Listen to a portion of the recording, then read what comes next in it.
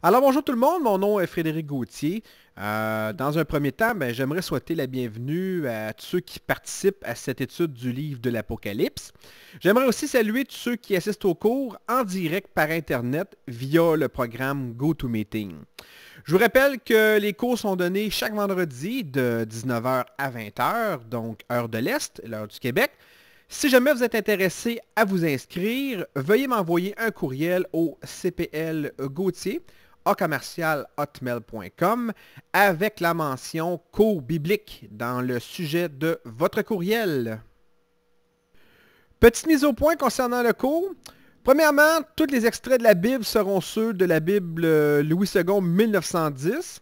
Deuxièmement, les références au masculin incluront le féminin, à moins que le contexte n'exige une interprétation différente.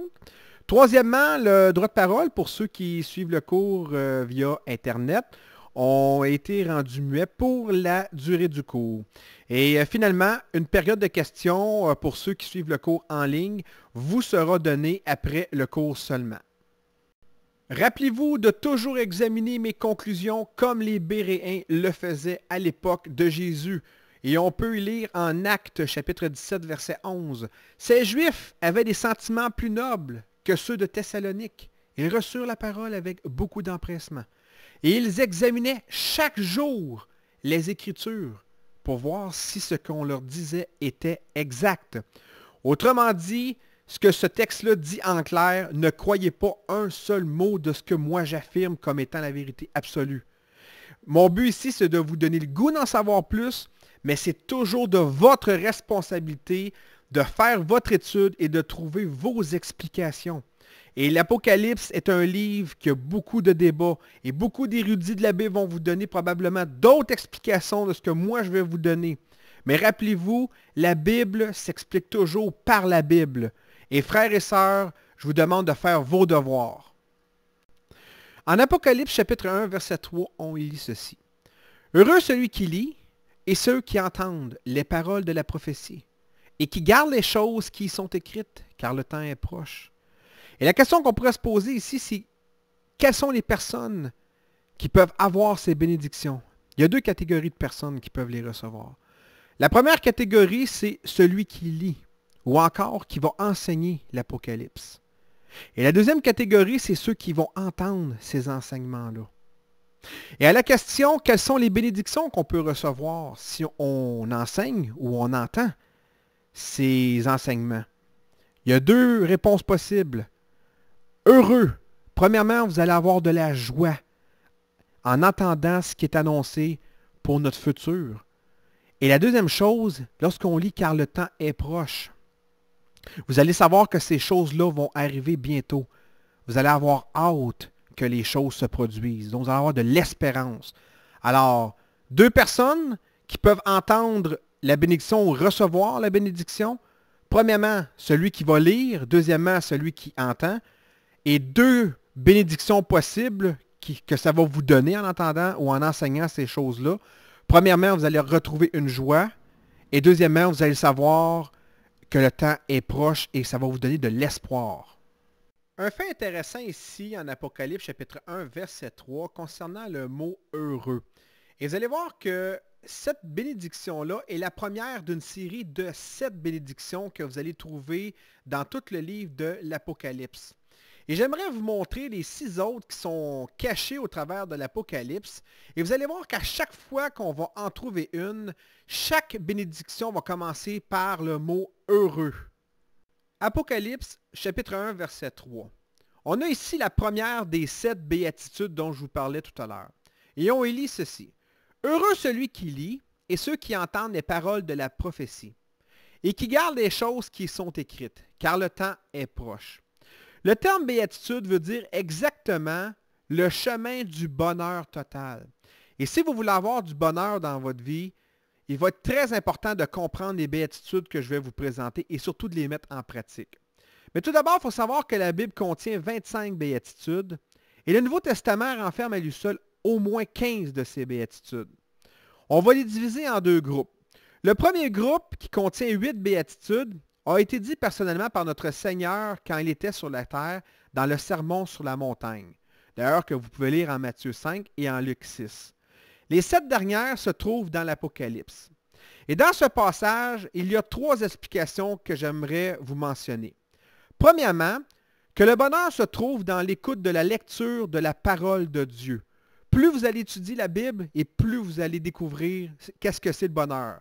Deuxièmement, que la prise de connaissance des Saintes Écritures, si vous la méditez, ça va déboucher à la longue sur une mise en pratique dans vos vies. Donc, plus vous allez méditer, plus que ces choses-là, ces bonheurs-là vont s'appliquer dans vos vies personnelles. Et finalement, pour certains qui vont lire l'Apocalypse, vont voir ça comme un temps de terreur, mais pour le peuple de Dieu, ça sera des temps de bonheur et de réjouissance. La deuxième des 7 béatitudes se trouve en Apocalypse, chapitre 14, verset 13. Et on y lit. « Heureux dès à présent les morts qui meurent dans le Seigneur. Oui, dit l'Esprit, afin qu'ils se reposent de leurs travaux, car leurs œuvres les suivent. » L'explication de cette deuxième béatitude nous annonce 4 faits. Premièrement, elle nous dit que ceux qui meurent sauvés sont déjà heureux pour l'éternité, et ça malgré les horreurs survenant sur la terre. Deuxièmement, si on est vivant, il faut jouir de la satisfaction après avoir accompli des efforts ou encore subi des souffrances. Troisièmement, un jour, nous aussi les vivants, allons nous reposer après avoir travaillé. Et finalement, le message que cette béatitude nous envoie, c'est ceci. Frères et sœurs, tant que nous sommes vivants, travaillons donc pour Dieu. La troisième béatitude se trouve en Apocalypse, chapitre 16, verset 15, et on y lit. « Heureux celui qui veille et qui garde ses vêtements, afin qu'il ne marche pas nu et qu'on ne voit pas sa honte. » Cette béatitude nous met en garde sous 2 aspects différents. Premièrement, elle nous dit qu'un enfant de Dieu doit veiller sur sa propre vie, à cause de l'ennemi qui serait heureux si on venait à chuter. Deuxièmement, un enfant de Dieu doit se garder pur, sachant que notre monde est de plus en plus corrompu. Il ne faut pas que nous finissions par nous habituer à ce qui est impur. La quatrième de ces béatitudes se trouve en Apocalypse, chapitre 19, verset 9, et on y lit. « Heureux ceux qui sont appelés au festin des noces de l'agneau. » Et il me dit, « Ces paroles sont les véritables paroles de Dieu. » La quatrième béatitude nous annonce 2 bonnes nouvelles. Premièrement, elle nous dit que l'enfant de Dieu est appelé par Jésus au festin de l'agneau. Deuxièmement, en attendant que ce festin s'accomplisse, on doit se réjouir en espérance et qu'à chaque moment, nous devons nous rappeler que nous sommes attendus à ce grand festin. La 5e béatitude se trouve en Apocalypse, chapitre 20, verset 6. Et on y lit. « Heureux et saints ceux qui ont part à la première résurrection. La seconde mort n'a point de pouvoir sur eux. Mais ils seront sacrificateurs de Dieu et de Christ, et ils régneront avec lui pendant 1000 ans. » La 5e béatitude est un message de réconfort. Elle nous dit premièrement qu'il n'y aura aucune condamnation pour ceux qui sont sauvés. Deuxièmement, elle nous affirme que nous sommes saints à cause du sang de Jésus-Christ. Troisièmement, parce qu'il nous a lavés de nos péchés, il nous rend justes et purs aux yeux de Dieu. Et ceci a pour conséquence que ni l'enfer, ni le diable ne peut avoir de pouvoir sur nous. Et finalement, notre Sauveur sera si heureux de partager sa victoire que nous allons vivre avec lui durant le millénium. La 6e béatitude se trouve en Apocalypse, chapitre 22, verset 7, et on y lit. « Heureux celui qui garde les paroles de la prophétie de ce livre. » Et la 6e béatitude est un conseil pour ceux qui aiment Dieu. Il faut savoir que l'Apocalypse n'est pas écrit pour nous effrayer, mais pour nous montrer la grandeur et la justice de Dieu. Tant de grandes catastrophes se préparent pour notre monde. Il est normal que notre génération est de plus en plus inquiète, mais celui qui est sauvé échappera à ses malheurs pour se retrouver dans la gloire céleste. Rappelez-vous que Jésus est venu pour nous sauver de la colère à venir. La 7e béatitude et la dernière se trouvent en Apocalypse, chapitre 22, verset 14, et on y lit. « Heureux ceux qui lavent leurs robes, afin d'avoir droit à l'arbre de vie, et d'entrer par les portes dans la ville. » La 7e béatitude est un message de persévérance. Il est vrai de dire que les commandements du Seigneur nous paraissent quelquefois difficiles à suivre. Et c'est vrai aussi que les épreuves peuvent être dures à supporter. Dans cette dernière béatitude, le Seigneur nous rappelle que la vie chrétienne est parsemée de combats et de souffrances. Mais souvenons-nous de la perspective de nous retrouver éternellement dans cette cité, la Nouvelle Jérusalem, où est-ce qu'il y a des rues pavées d'or, où il n'y aura plus de pleurs, ni de souffrances, ni même de ténèbres, et cela doit nous amener à obéir avec joie aux ordres de notre Sauveur. Comme on a vu dans la diapositive précédente à propos des 7 béatitudes, sachez que le chiffre 7 représente une grande signification dans l'Apocalypse. Premièrement, le chiffre 7, vous devez savoir que ça signifie soit la plénitude ou la perfection d'un ou des symboles qui vous est présenté. Ensuite de ça, sachez qu'il y en a au moins une centaine que vous pouvez trouver dans le livre de l'Apocalypse. Si jamais ça vous tente de faire une belle chasse au trésor, vous pouvez vous amuser à trouver tous les chiffres 7 qui se situent dans le livre. Pour ma part, j'en ai trouvé 13 et je vais vous les énumérer.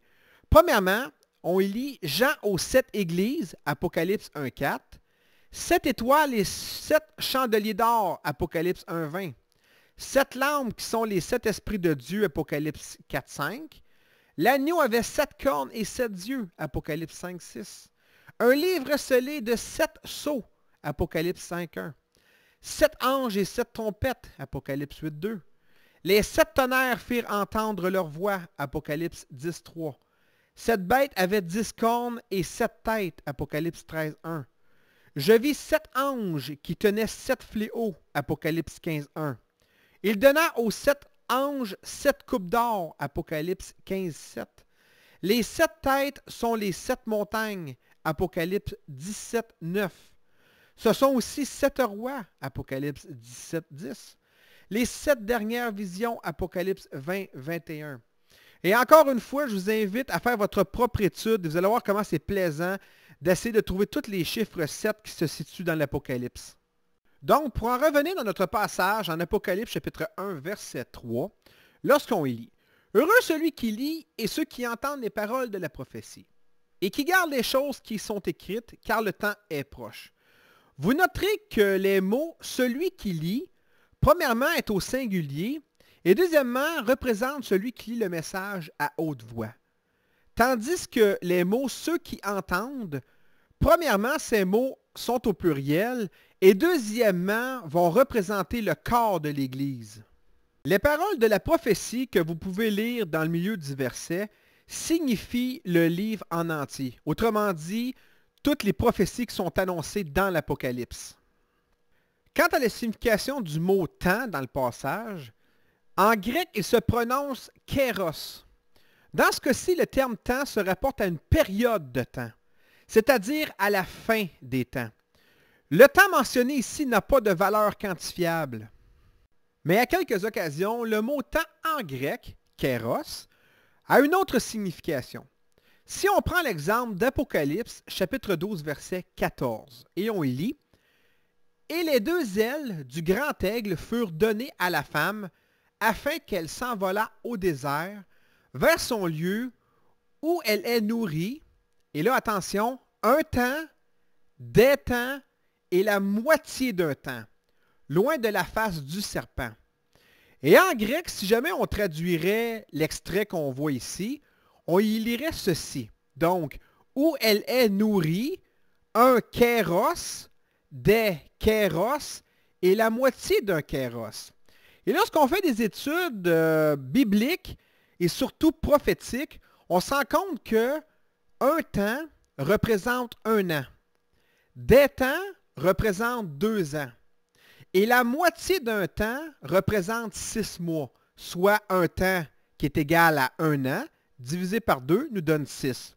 Donc, dans ce cas-ci, on a 1 an, plus 2 ans, plus 6 mois, ce qui nous donne 3 ans et demi. En conclusion, dans ce passage, on peut affirmer que l'événement décrit en Apocalypse chapitre 12, verset 14, représente un temps précis. Dans Apocalypse chapitre 1, verset 4, on a ici Jean qui va saluer les 7 églises. Mais il serait important de savoir quelles sont exactement les 7 églises qu'il va saluer. Alors, les 7 églises que Jean parle dans l'Apocalypse chapitre 1, verset 4, et qu'il va saluer sont les suivantes.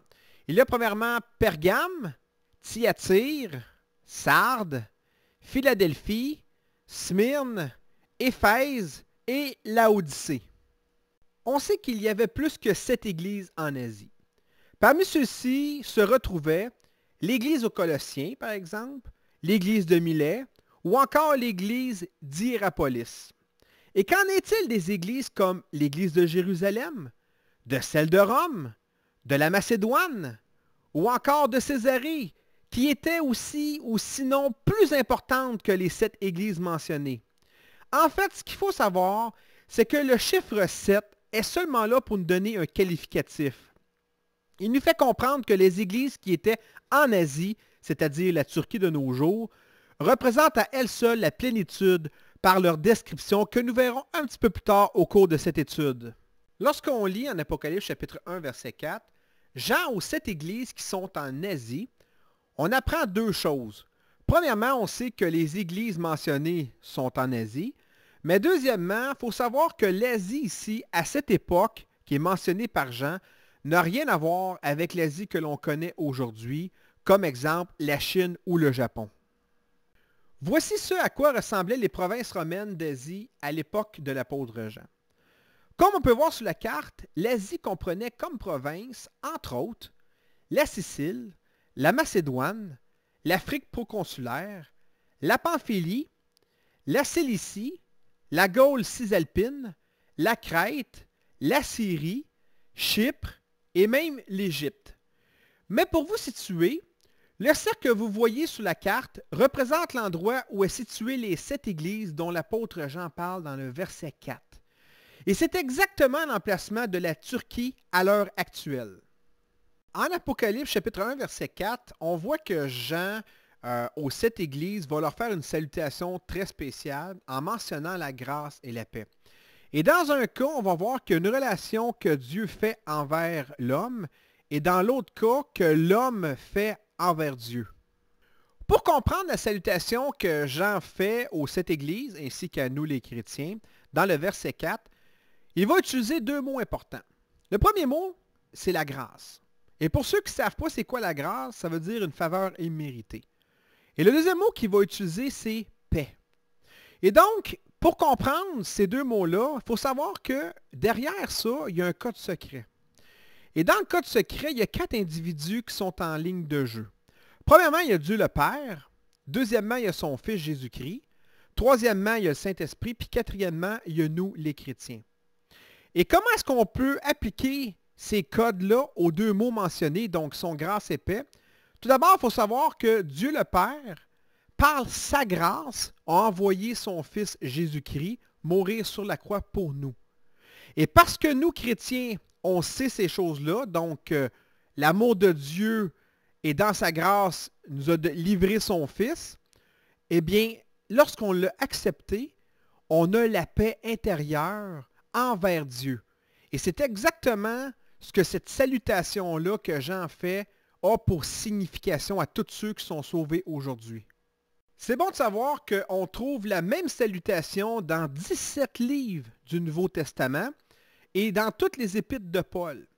À titre d'exemple, en Romains chapitre 1, verset 7, on lit « À tous ceux qui, à Rome, sont bien-aimés de Dieu, appelés à être saints, que la grâce et la paix vous soient données de la part de Dieu notre Père et du Seigneur Jésus-Christ. » Donc, voyez-vous, encore une fois ici, le code de salutation est envoyé au lecteur qui était à Rome.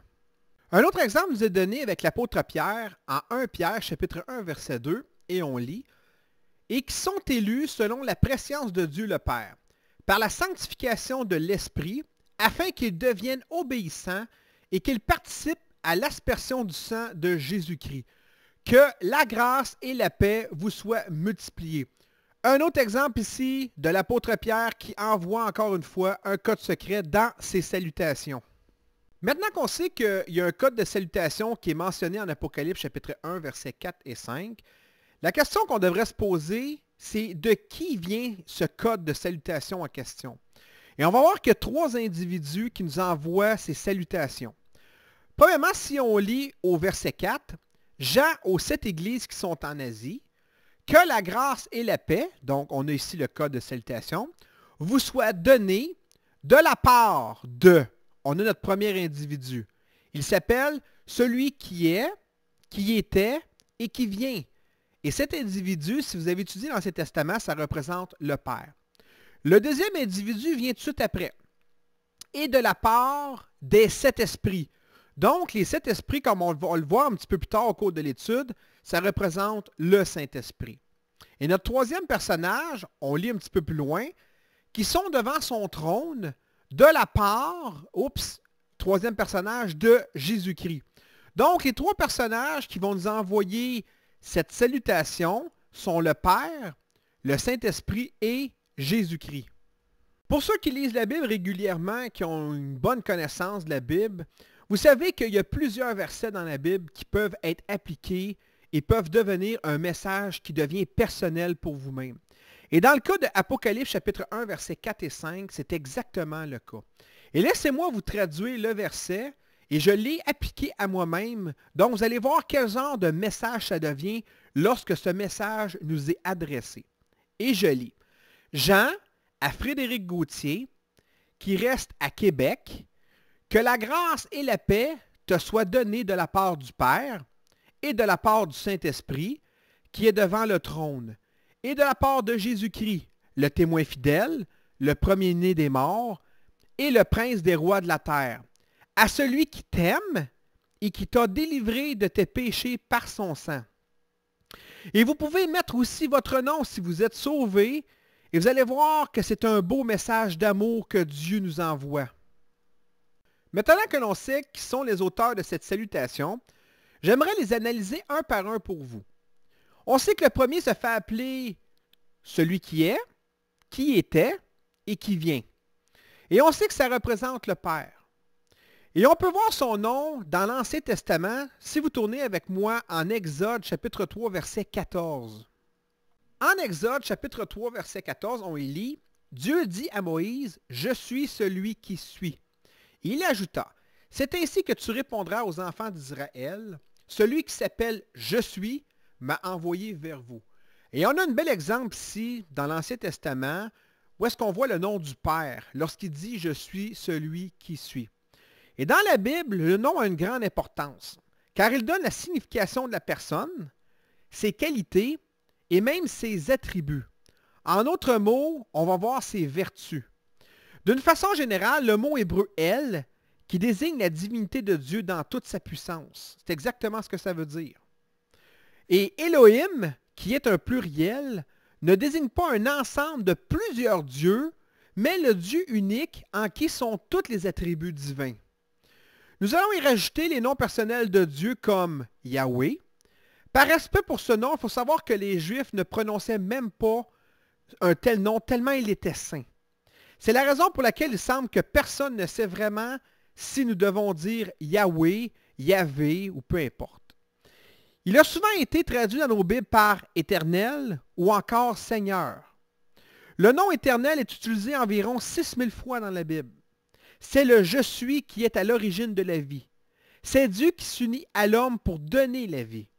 Tandis que le nom Dieu ou encore Elohim met l'accent sur la puissance divine. Mais il faut savoir aussi que Dieu va parler au travers de ses qualités. Exemple, Yahweh Jireh veut dire l'Éternel pourvoit. Yahweh Rofi veut dire l'Éternel qui guérit.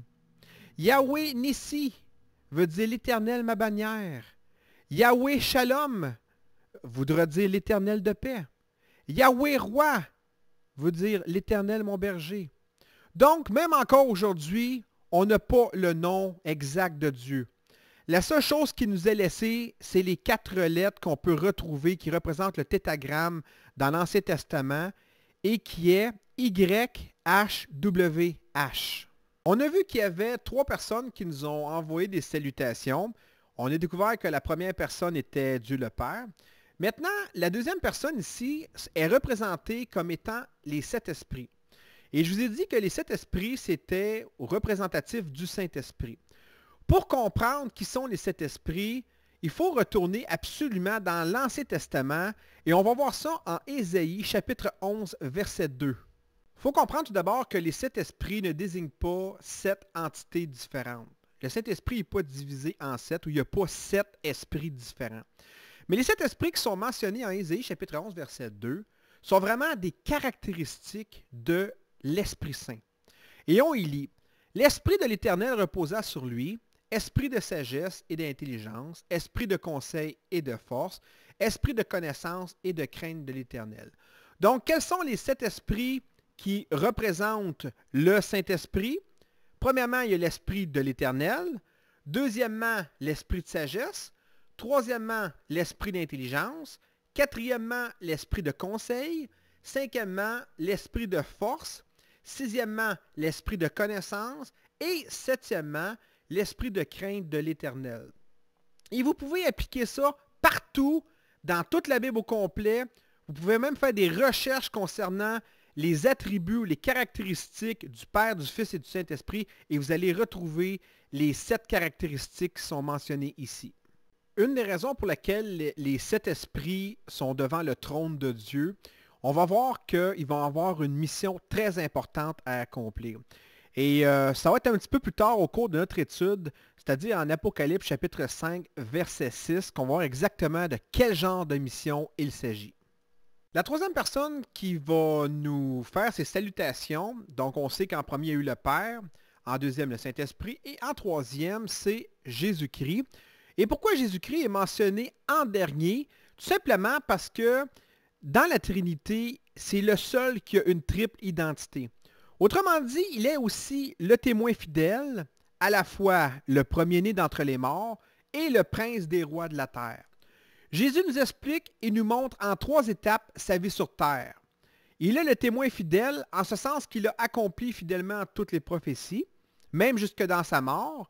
Le mot témoin en grec, soit dit en passant, est martyr et signifiait originalement un témoin. Et c'est seulement par la suite qu'il a pris un sens parmi les chrétiens de témoin endurant les souffrances de la mort. Alors une des raisons pour lesquelles Jésus-Christ est mentionné ici en dernier, c'est tout simplement parce qu'il a une triple identité. Parmi sa triple identité, on sait aussi qu'il est le premier-né des morts. Et ce que ça veut dire, ça, le premier-né des morts? Ça veut dire que Jésus-Christ a vaincu la mort. Il a ressuscité. Donc, parce que Jésus est le premier-né d'entre les morts, ça veut dire qu'il a le pouvoir de nous donner la vie éternelle pour tous ceux qui y croient. Par sa position de premier-né, il nous assure premièrement de notre résurrection de son avènement, mais aussi deuxièmement, il démontre qu'il est la tête du corps de l'Église. Donc, comment est-ce que vous pouvez faire confiance en un Dieu qui n'a jamais vaincu la mort lui-même? Il ne peut pas vous donner la victoire sur la mort. Il faut d'abord qu'il l'ait vaincu lui-même. Et le seul qui l'a accompli dans toute l'histoire, c'est Jésus-Christ. La troisième partie de sa triple identité démontre Jésus comme étant le prince des rois de la terre. Ceci représente un titre divin. Dans ce livre, il démontre son autorité, et on va le voir au cours des prochaines études, en triomphant sur ceux qui vont lutter contre lui. Même l'apôtre Jean fut conscient de la tendance à voir des empereurs se proclamer Dieu ou encore ceux-ci, ils ordonnaient qu'ils soient adorés par la population. Le Sénat romain, par exemple, déclara divins après leur mort les empereurs suivants. Jules César, Auguste, Claudius, Vespasien et même Titus. Quelques-uns ont même employé le terme divaux sur leur pièce de monnaie qui veut dire divin. Domitien, empereur à l'époque de Jean, ordonna même qu'on s'adresse à lui comme, et je cite, Dominus et Deus, qui veut dire Seigneur et Dieu. Il faut toujours se rappeler que le seul roi des rois et seigneur des seigneurs, c'est Jésus-Christ. Parmi les fouilles archéologiques qu'on a pu faire dans le passé, on peut voir un bel exemple ici justement d'une pièce de monnaie. Si vous regardez sur la pièce côté gauche, vous allez voir qu'il est écrit Divo Augusto, donc le divin Augustus. Et ça, c'est un exemple parmi tant d'autres que je vais vous montrer à quel point ces gens-là se prenaient pour Dieu. Le deuxième exemple ici nous est donné avec Vespasien. Donc, si on regarde toujours du côté gauche, vous pouvez très bien discerner qu'il est marqué Divo Vespasiano, donc Vespasien dit le Dieu. Même chose ici pour Titus, donc si vous regardez toujours à gauche, vous allez voir que c'est marqué Divo Tito, donc Titus le divin. Et le dernier exemple à propos de l'empereur Claudius, donc toujours à gauche, vous pouvez très bien voir que c'est marqué Divo Claudio, donc qui veut dire Claudius le divin. Finalement, comme je vous parlais tout à l'heure, Domitien, celui qui a exigé qu'on l'appelle Seigneur et Dieu, donc Dominus et Deus, exactement, vous avez son buste ici. Et si jamais vous faites des recherches encore plus approfondies, vous allez voir à quel point cette tête-là a changé l'histoire de la Rome antique. Lorsque je vous parle des trésors que la Bible et surtout l'Apocalypse renferment, une de celles-ci que j'ai découvert et je vous invite aussi à vous amuser, c'est de trouver des phrases qui sont soit dans un même verset, dans un même chapitre ou encore dans le livre au complet, et que dans ces phrases-là, on peut retrouver des actions qui sont au passé, présent et futur. Et je vais vous montrer dans la prochaine diapositive les découvertes que j'y ai faites. Dans le tableau suivant, vous avez exactement les trésors que j'ai ramassés durant ma chasse. Et comme exemple, des actions qui ont été passées, présentes et futures. Si on prend par exemple le nom du Père, en Apocalypse chapitre 1, verset 4, on lit du Père qui était, donc passé, de celui qui est, présent, et qui vient, futur. Par rapport à Jésus-Christ, on voit en Apocalypse chapitre 1, verset 5, qu'il est le témoin fidèle au passé, le premier-né des morts au présent et le prince des rois de la terre au futur. Et on va voir là-dedans que chacun des termes qui sont mentionnés, il va agir dans un cas comme prophète, comme sacrificateur et comme roi. Et vous pouvez vérifier ça dans les liens que je vous ai mis en bas en Ésaïe 55.4, Colossiens 1.18 et 1 Timothée 6.15.